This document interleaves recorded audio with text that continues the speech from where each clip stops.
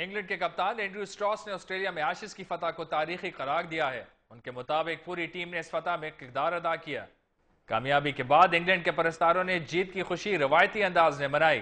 खासतौर पर ऑस्ट्रेलिया में मौजूद 12वीं आर्मी के मेंबर्स खुशी से झूम उठे। इंग्लैंड में भी सख्त सर्दी के बावजूद शायकीन ने कामयाबी पर भरपूर जश्न मनाया। मेलबर्न के MCG ग्राउंड में मेहमान टीम ने एक इनिंग्स और 57 रन से कामयाबी हासिल करके 5 मैचेस की सीरीज में फैसला कुन 2-1 की बढ़तरी हासिल कर ली है। सिडनी टेस्ट हारने की सूरत में भी इंग्लैंड दिफाई चैंपियन होने की हैसियत से एशेज का फातेह करार दिया जाएगा।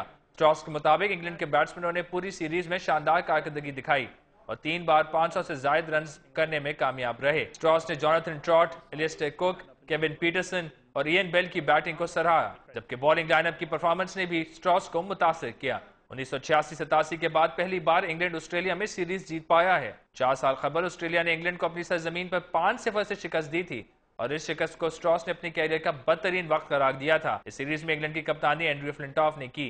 4 साल बाद वक्त बिल्कुल बदल चुका है और एंड्रयू स्ट्रॉस की कप्तानी में इंग्लैंड खुशी से झूम उठा है। Imad Hamid, Dawn News, Karachi.